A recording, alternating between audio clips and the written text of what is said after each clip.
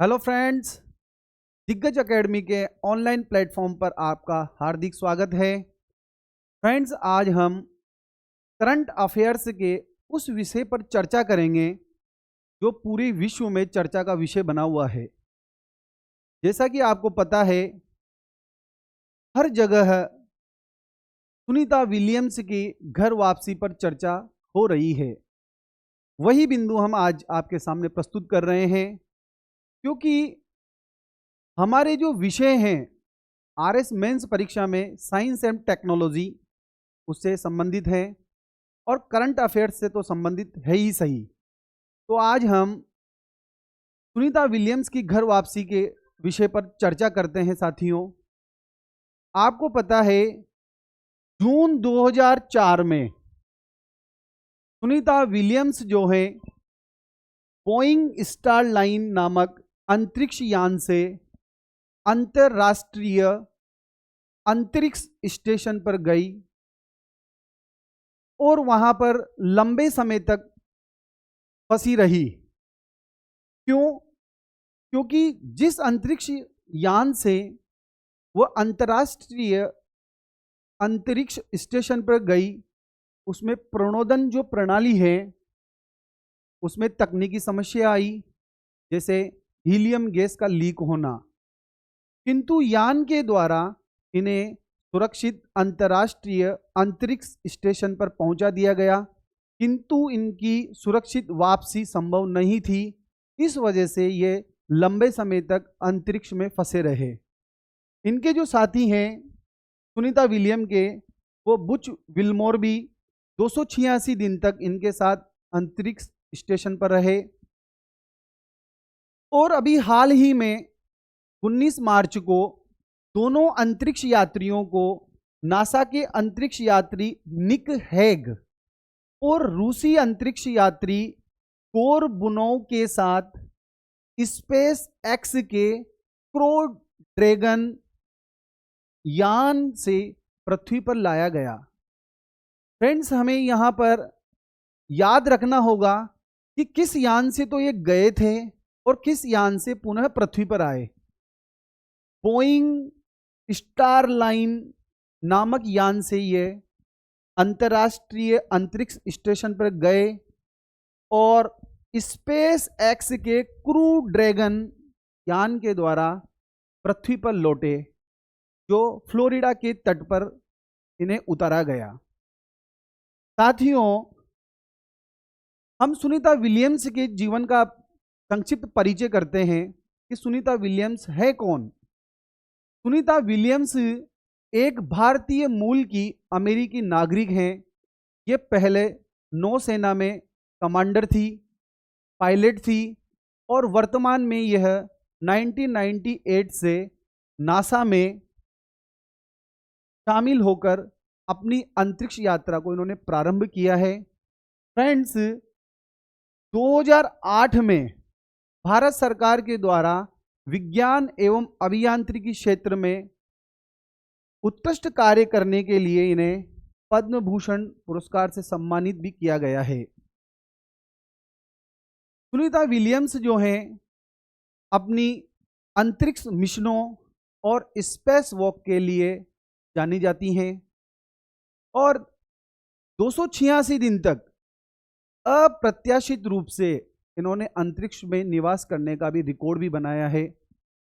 अब इसके साथ ही हम अंतरराष्ट्रीय अंतरिक्ष स्टेशन के बारे में भी जानने का प्रयास करते हैं कि ये है क्या। अंतरराष्ट्रीय अंतरिक्ष स्टेशन जो है अंतरिक्ष में मानव निर्मित एक संरचना है जो पृथ्वी से लगभग 400 किलोमीटर ऊंचाई पर स्थित है। 400 किलोमीटर ऊंचाई पर यह स्थित है और पृथ्वी के चारों ओर लगभग 28,000 किलोमीटर प्रति घंटा की रफ्तार से यह चक्कर लगाता है और प्रत्येक 90 मिनट में पृथ्वी की एक परिक्रमा को पूर्ण करता है। साथियों, अंतरिक्ष यात्रियों के लिए यह स्टेशन एक आवास प्रदान करता है। जो अंतरिक्ष यात्री अंतरिक्ष में जाते हैं वो यहाँ आवास के रूप में इस जगह का उपयोग करते हैं। तो आगे जब हम इस विषय में बात कर रहे थे कि ये चर्चा क्यों की जा रही है बार बार, तो इस चर्चा का सबसे बड़ा मुद्दा यह है कि अंतरिक्ष प्रवास का एक नया रिकॉर्ड कायम किया गया है। ऐसा नहीं है कि भाई पहली बार ही ये अंतरिक्ष में गए हैं, इसके पहले भी कई अंतरिक्ष यात्री जो हैं उन्होंने अपना रिकॉर्ड कायम किया है।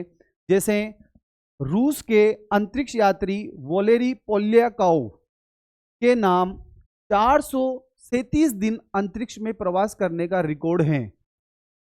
हम यहाँ पर इस बात पर गौर करेंगे कि ये 437 दिन जो अंतरिक्ष में रुके हैं ये पूर्व सुनियोजित प्रोग्राम के तहत था। इन्हें पहले से ही पता था, पहले से ही उस तैयारी के साथ गए थे कि इन्हें 437 दिन वहां पर रुकना होगा। किंतु सुनीता विलियम्स और विल्मोर के सामने परिस्थिति दूसरी थी। वो गए तो केवल 7 दिन के लिए थे, लेकिन यान में जो तकनीकी समस्या आई इस वजह से विपरीत परिस्थितियों में वहां पर उनको रुकना पड़ा और 286 दिन अंतरिक्ष में बिताने का उन्होंने रिकॉर्ड कायम किया। और यह रिकॉर्ड अप्रत्याशित रूप से अंतरिक्ष प्रवास का लंबा रिकॉर्ड है साथियों, जो पूर्व सुनियोजित प्रोग्राम नहीं था। नासा के ही अन्य जो अंतरिक्ष यात्री हैं 2023 के अंतर्गत, नाम है उनका फ्रैंक रूबियो, 371 दिन अंतरिक्ष में प्रवास का रिकॉर्ड इन्होंने भी कायम किया है। तो रिकॉर्ड की जब बात की जा रही है तो सुनीता विलियम्स और विल्मोर के द्वारा 286 दिन विकट परिस्थितियों में रहते हुए वहां पर प्रवास किया गया है। तो ये अपने आप में ही एक नया रिकॉर्ड इन्होंने कायम किया है साथियों। और इस अप्रत्याशित प्रवास का एक वैज्ञानिक महत्व भी है, क्योंकि दीर्घकालीन अंतरिक्ष में प्रवास जब मानव कर रहा है तो मानव के शरीर पर क्या क्या प्रभाव पड़ रहे हैं, इसका अध्ययन जो है वैज्ञानिकों को करने में सहूलियत होगी। क्योंकि हम सबको पता है कि जो पृथ्वी और अंतरिक्ष दोनों में ग्रेविटी फोर्स का अंतर है। अंतरिक्ष में ग्रेविटी जो फोर्स है वो नगण्य होता है। इसके कारण मानव के शरीर मानसिक स्थिति पर विपरीत प्रभाव पड़ता है। जैसे शारीरिक स्थिति की बात करें, हड्डियों का आयतन कम होता है, मांसपेशियां सिकुड़ जाती है और हृदय संबंधी विपरीत प्रभाव पड़ते हैं। और मानसिक स्थिति की बात करते हैं तो सोचना, समझना आदि जो क्रियाएं हैं मस्तिष्क की वो धीरे धीरे कम होती जाती हैं। तो इतने लंबे समय तक जब इन्होंने प्रवास किया वहाँ पर, तो वैज्ञानिकों को इनके ऊपर अध्ययन करने का एक मौका मिलेगा और उससे भविष्य में नए आयाम स्थापित होंगे और नए लोगों को भेजे जाने की संभावनाएं तलाशी जाएगी कि इतने लंबे समय तक लोग रुक सकेंगे। और यहाँ पर एक इनके जीवन से सबसे महत्वपूर्ण शिक्षा ये लेनी चाहिए सुनीता विलियम्स के जीवन से कि इन्होंने विकट परिस्थितियों में रहते हुए भी अपना धैर्य साहस बनाए रखा और इन्होंने माना कि समय बदलेगा। एक समय ऐसा आ रहा था कि ये इनकी वापसी संभव नहीं हो रही थी, उस विकट परिस्थिति में भी इन्होंने धैर्य बनाए रखा, साहस बनाए रखा और उम्मीद की किरण जगाए रखी अपने मन में। और वो दिन 19 मार्च को आया और ये पृथ्वी पर सकुशल लौटी हैं। इसी प्रकार प्रतियोगी परीक्षा की जो अभ्यर्थी हैं उन्हें भी अपने जीवन के अंतर्गत हमेशा उत्साह बनाए रखना चाहिए, धैर्य बनाए रखना चाहिए, साहस बनाए रखना चाहिए, क्योंकि परिस्थितियां जो होती है बनती बिगड़ती रहती हैं। कभी हमारे अनुकूलित होगी, कभी प्रतिकूल होगी, लेकिन हमें उन परिस्थितियों में हमें अडिग रहना है। अडिग रहते हुए हमें अपने लक्ष्य की प्राप्ति करनी चाहिए। ये इनके जीवन से हमें बहुत बड़ी शिक्षा मिलती है साथियों। और इस पूरे वीडियो को जब हमने देखा है तो उसमें हम एक क्वेश्चन की बात करते हैं कि सुनीता विलियम्स किस अंतरिक्ष यान से पृथ्वी पर लौटी हैं। वापस रिपीट करता हूं, सुनीता विलियम्स किस अंतरिक्ष यान से पृथ्वी पर लौटी हैं। इसके विकल्प अ है स्टारलाइनर, ब है क्रू ड्रैगन, स है जूनो और द है एडियावर। आप लोगों ने इस वीडियो को अच्छी तरह से देखा है, समझने का प्रयास किया है, तो साथियों इस प्रश्न का जवाब आप हमारे कमेंट बॉक्स में देने का प्रयास कीजिए।